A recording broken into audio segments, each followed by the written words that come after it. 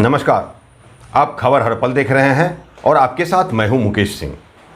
अपराध और अपराधियों पर नीतीश कुमार की जीरो टॉलरेंस वाली नीति किस तरीके से काम कर रही है बिहार के भीतर, और बिहार की जनता किस उम्मीद के साथ किस राह पर निरंतर चलते चले जा रहे हैं, आज उसे देखना और समझना अत्यंत आवश्यक है। इसलिए आज हमें उन पन्नों को खोलकर देखना चाहिए और उसे पढ़ना चाहिए कि बिहार के भीतर किसे सम्मान दिया जा रहा है और किसका अपमान हो रहा है, किन्हें पुरस्कृत किया जा रहा है और कौन तिरस्कृत हो रहे हैं। आज उन पन्नों को खोलकर पढ़ना आवश्यक है। इसलिए आज हम शुरुआत करते हैं नवगठित जदयू की प्रदेश कमेटी से।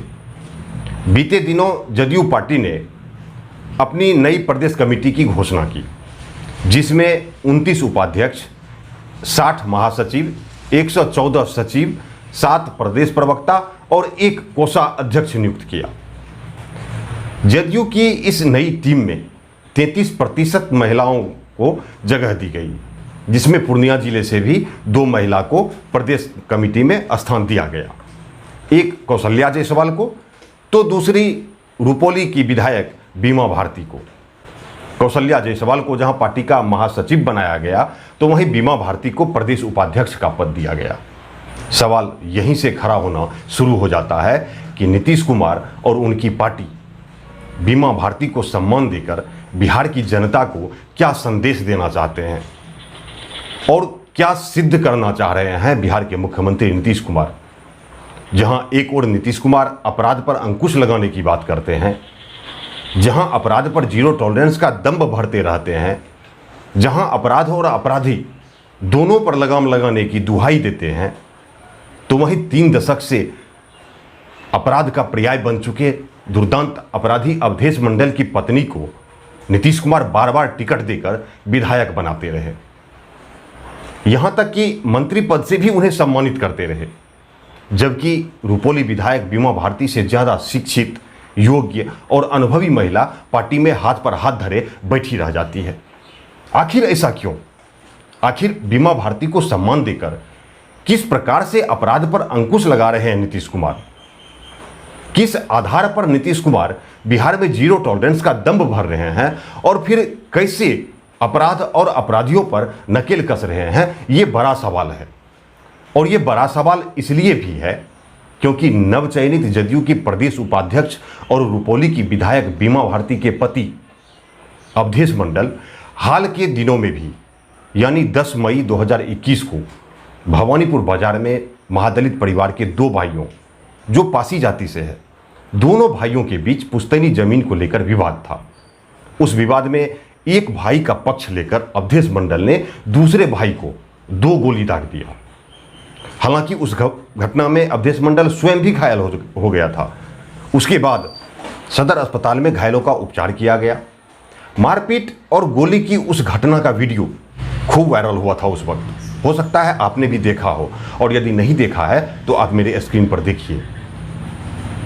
इस घटना में एक पासी जाति, जिसे स्वयं नीतीश कुमार ने महादलित की श्रेणी में रखा, उन्होंने एफआईआर किया और विधायक के पति के विरुद्ध SC/SC एक्ट की धारा के तहत भवानीपुर थाने में मामला दर्ज हुआ, लेकिन उनकी गिरफ्तारी नहीं हो पाई। आखिर क्यों? क्या ये SC/ST एक्ट का उल्लंघन नहीं है?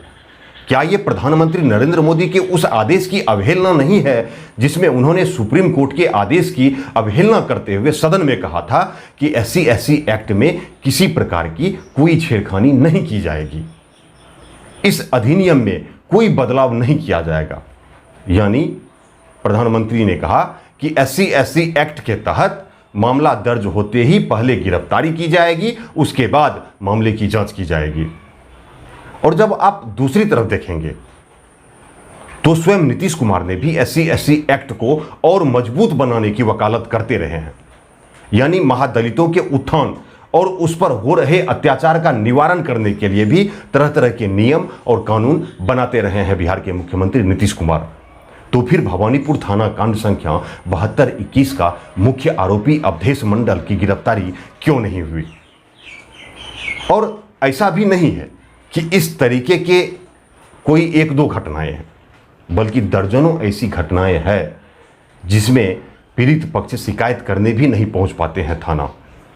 कारण है अवधेश मंडल का खौफ। और ऐसे दुर्दांत अपराधी अवधेश मंडल की विधायक पत्नी को प्रदेश उपाध्यक्ष जैसे महत्वपूर्ण पदों का सम्मान देते हैं नीतीश कुमार। तो क्या नीतीश कुमार के इसी दोहरे मापदंड की राह पर बिहार अपराध मुक्त होने को चला है? इसे आज समझने की जरूरत है, वो भी तब जब हर 3 दिन में एक हत्या हो रही है अकेले पूर्णिया में। वर्ष 2015 से अब तक औसतन 80 हत्याएं हो रही है हर वर्ष। तो वहीं करीब 50 घटनाएं लूट की हो रही है और 400 से ज्यादा चोरी की घटनाएं घट रही है। तो फिर मौजूदा वक्त में किस अपराध पर नकेल कसने की बात करते रहते हैं नीतीश कुमार? यह समझने की जरूरत है कि जब एक सरकार द्वारा किसी अपराधी और उस अपराधी की पत्नी को इस तरीके से सम्मान दर सम्मान मिलता चला जाए और वह अपराधी अपराध दर अपराध करता चला जाए, तो फिर सोचिए कि नई पीढ़ी के युवाओं को कैसी प्रेरणा मिल रही है और मौजूदा वक्त में किस रास्ते बिहार आगे बढ़ चला है, यह समझने की जरूरत है। क्या इसी रास्ते बिहार की जनता अपने सुनहरे कल का इंतजार कर रही है? क्या इसी राह पर चलकर बिहार के 6 करोड़ युवा अपना भविष्य तलाश करेंगे? आखिर अवधेश मंडल जैसे दुर्दांत और गोपाल मंडल जैसे उदंड और उत्पादी विधायक पर बिहार के मुख्यमंत्री नीतीश कुमार इतने मेहरबान क्यों हैं? यह भी एक बड़ा सवाल है। अब आप यहां सोच रहे होंगे कि मैं बार बार रुपोली विधायक बीमा भारती के पति को दुर्दांत क्यों कह रहा हूं। तो मैं यहां आपकी जानकारी के लिए बता दूं कि प्रदेश उपाध्यक्ष बीमा भारती के पति अवधेश मंडल के विरुद्ध विभिन्न थानों में करीब 46 से ज्यादा मामले दर्ज हैं और उसी 46 मामलों का हवाला देते हुए तत्कालीन एसपी निशांत तिवारी ने अवधेश मंडल को दुर्दांत और कुख्यात शब्द से संबोधित किया और उन्हें जिला बदर करने की सिफारिश की थी। उस वक्त अवधेश मंडल पर अब तक 49 मामले दर्ज हो चुके हैं, जिसमें कई दफे सरकारी कार्यों में बाधा पहुंचाने की भी धारा लग चुकी है उन पर। इन सारे मामलों पर बारी बारी से एक एक करके मैं अपने अगले वीडियो में विस्तार से बताऊंगा, यानी कल आपको बताऊंगा कि किन किन थानों में किन किन धाराओं के तहत मामला दर्ज है अवधेश मंडल पर और उन मुकदमों में कितने हत्या, कितने अपहरण, कितने बलात्कार और कितनी बार सरकारी कार्य में बाधा पहुंचाते रहे हैं अवधेश मंडल। अब यहां आप ही बताइए कि जिस दुर्दांत के विरुद्ध अपराध की इतनी लंबी फहरिस्त हो, जिसे एक आईपीएस ऑफिसर ने तत्कालीन एसपी निशांत कुमार तिवारी ने दुर्दांत और कुख्यात की संज्ञा दी हो, वैसे दुर्दांत की पत्नी को विधायक और मंत्री बनाने के साथ साथ पार्टी की इतनी बड़ी जिम्मेवारी स्वयं नीतीश कुमार सौंप दें, तो इस नीति को आप क्या कहेंगे?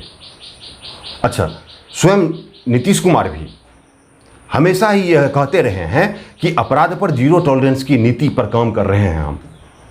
तो ऐसे में यहाँ नीतीश कुमार की इस दोहरी नीति को समझना आज हम सबों के लिए बेहद ज़रूरी है कि हम किस दिशा में निरंतर चलते चले जा रहे हैं। और ऐसा भी नहीं है कि नीतीश कुमार यहाँ पहली बार अपराध और अपराधी को सम्मानित कर रहे हैं। इससे पहले भी और लगातार आज भी अपराध और अपराधियों को सम्मानित कर रहे हैं नीतीश कुमार।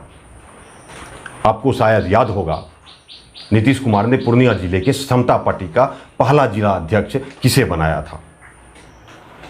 आप इस बात से भली भांति अवगत हैं कि उस वक्त के अपराध जगत के बेताज बादशाह कहे जाने वाले बूटन सिंह को समता पार्टी का पहला जिला अध्यक्ष बनाया था। हाल के दिनों में ही देख लें तो आप शराबबंदी कानून लागू होने के बाद सड़क किनारे कानून की धज्जियां उड़ाने वाले पूर्णिया नगर निगम के वार्ड पार्षद को मनिहारी विधानसभा का प्रभारी नियुक्त कर दिया गया। सड़क किनारे शराब पीते और शराब पीकर मारपीट करने का वो वीडियो आपने कई बार देखा होगा, और यदि नहीं देखा है तो आप मेरे स्क्रीन पर देखिए। और इधर सदी के आखिरी 2 दशक में, यानी 90 और 2000 के दशक में अपराध का पर्याय बने श्री प्रसाद महतो को आज पूर्णिया जदयू का जिला अध्यक्ष बना दिया गया। बीते दशक में दर्जनों हत्या, अपहरण, डकैती बमबारी जैसे जघन्य अपराध के नामजद को आज पूर्णिया जिला जदयू का कमान सौंप दिया गया। वो भी वैसे जिला अध्यक्ष को हटाकर जघन्य अपराध के नामजद को जिला अध्यक्ष बनाया गया जो शिक्षाविद हैं, जिन्होंने शिक्षा के रूप में अपने जीवन के 35 वर्ष दिए। शंभू प्रसाद मंडल जैसे शिक्षाविद को हटाकर एक अपराधविद को जिला अध्यक्ष बना दिया गया नीतीश कुमार द्वारा। तो क्या नीतीश कुमार की इस नीति को समझना आज जरूरी नहीं है कि बिहार की जनता को किस ओर लाकर खड़ा करना चाह रहे हैं नीतीश कुमार? ये समझने की जरूरत है। ऐसे और भी कई उदाहरण हैं।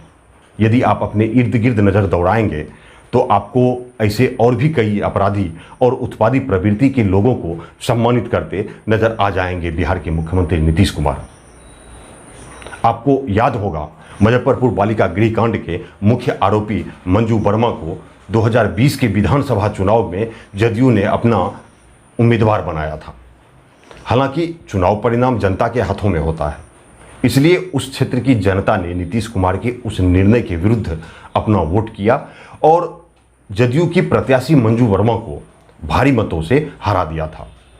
लेकिन इस जीत हार से ज़्यादा इस बात को आज समझने की आवश्यकता है कि नीतीश कुमार की नीति यहाँ किसे सम्मान दिया और किसका अपमान किया, इसे समझने की जरूरत है। एक और वाकया आपको याद दिलाता हूं। बीते 19 अप्रैल को राज्यपाल कोटे से 12 एमएलसी मनोनीत किया गया। उस मनोनयन में वैसे विशिष्ट लोगों का चयन किया जाना था जो कला, साहित्य, खेल, विज्ञान, शिक्षा, समाज सेवा के क्षेत्र में उत्कृष्ट योगदान दिए हैं या दे रहे हों। लेकिन क्या हुआ? बिहार के दोनों सत्ताधारी दलों ने बराबर हिस्से में बांट लिया और 12 में से 10 राजनीतिक दलों के नेता का चयन करके एमएलसी मनोनीत कर दिया गया। इसलिए आज नीतीश कुमार की नीति को समझना बेहद जरूरी है कि बिहार के भीतर किसे सम्मान दिया जा रहा है और किसका अपमान किया जा रहा है, किसे पुरस्कृत किया जा रहा है और किसे तिरस्कृत किया जा रहा है, इसे समझने की जरूरत है। बिहार की जनता को नीतीश कुमार किस ओर ले जाना चाह रहे हैं और बिहार की जनता किस ओर चलती चली जा रही है और मौजूदा समय में आप किस रास्ते अपनी मंजिल की तरफ अपना कदम निरंतर बढ़ाते चले जा रहे हैं, यह समझने की जरूरत है। सोचिएगा जरूर। बहुत बहुत शुक्रिया, बहुत बहुत शुक्रिया। इस वीडियो का दूसरा भाग कल जरूर देखिए कि अपराध और अपराधियों पर नीतीश कुमार की जीरो टॉलरेंस वाली नीति किस तरीके से काम कर रही है। यदि अभी तक आपने हमारे YouTube चैनल को सब्सक्राइब नहीं किया है तो सब्सक्राइब कर लें और हमारे Facebook पेज को लाइक और फॉलो अवश्य कर लें, ताकि हर छिपी और दबी हुई खबरें आप तक आसानी से पहुंचती रहे। धन्यवाद।